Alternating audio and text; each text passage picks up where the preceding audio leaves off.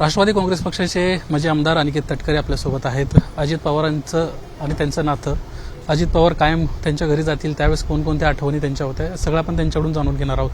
अजित पवारांचं आणि तटकरे कुटुंबाचं नातं हे खूप जवळून आम्ही पाहिलं. काय काय आठवणी आहेत आणि हा आजचा एक क्षण, हा आजचा दिवस तुम्हाला आपल्या सर्वांना पाहायला मिळाला. खरं तर दादा नाहीत याच्यावर अजून विश्वास बसत नाही.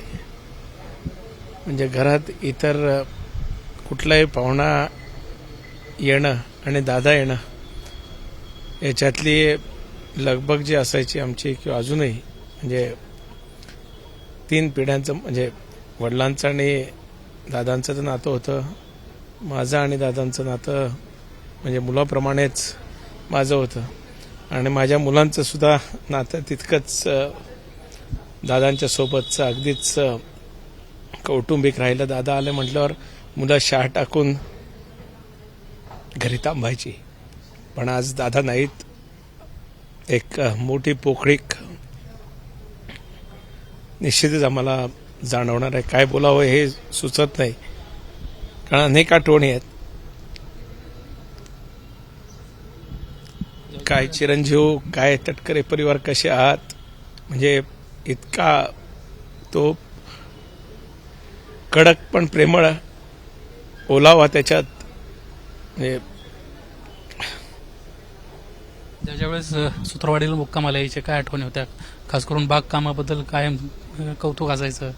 काय काय नवीन केले, काय काय गोष्टी आहेत, प्रत्येक गोष्टीत जाणून घेण्याची एक त्यांची वेगळी हातोटी होती. नाही, दादांचं तर झाडांविषयी, शेतीविषयी तर म्हणजे त्यांचं ज्ञान, म्हणजे त्यांच्यासोबत माझ्या शेतात स्वतःच्या फिरणं. बऱ्याच वेळेला मी आधी स्वतःला प्रिपेअर करून ठेवायचो की ह्या झाडाची नावं काय, त्याची उजळणी स्वतः मी करायचो, कारण कुठल्या क्षणी कुठला काय प्रश्न विचारतील हे सांगता येत नसायचं. पण त्याच्यातनं सुद्धा अनेक गोष्टी शिकायला मिळाल्या. अनेक बाबी म्हणजे शेतीतल्या असतील, इतर म्हणजे गाई म्हशींच्या बाबतीत इतकं त्यांचं हे. मग मी मध्ये गाई आणला, मग गीर गाई आण, त्यातनं तूप चांगलं तिचं निघतं, असं म्हणजे इतकं वेगवेगळं सांगणं. त्याच्यातलं हॉस्टन गाई आणल्या तर किती टक्क्याच्या गायी आहेत. बऱ्याच वेळेला त्याची प्रश्नांची उत्तर देताना तारांबळ आमची उडायची. पण आज ते प्रश्न कधी परत कानावर पडतील याची आतुरतेने आम्ही वाट बघतोय. शेवटचं बोलणं कधी झालं? 5 जानेवारीला दादा आमच्याकडे दौऱ्यावर होते, आणि त्यावेळेस पूर्णपणे त्या प्रवासामध्ये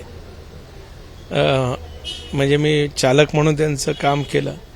आणि मला अजूनही आठवतं, ज्यावेळेस मी हेलिपॅडवर त्यांना सोडलं त्यावेळेस म्हटले, तुला आता मी गाडीच्या लायसन्ससोबत ह्याला हेलिकॉप्टरचं सुद्धा लायसन द्यायला सांगतो.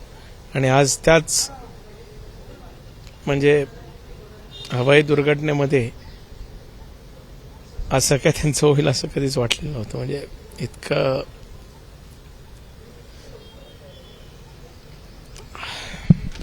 पण पाहतोय तटकरे कुटुंबाचं आणि पवार कुटुंबाचं नातं हे 3 पिढ्यांचं नातं आहे. प्रत्येक वेळेला सुत्रवाडीला ज्या वेळेस मुक्कामाला जायचे त्यावेळेच्या आठवणी देखील अनिकेत तटकरेंना एबीपी माझाशी बोलताना व्यक्त केल्या. कॅमेरामन निलेश शेवाळेसह निलेश बुदावली, एबीपी माझा, बारामती. एबीपी माझा, उघडा डोळे बघा नीट.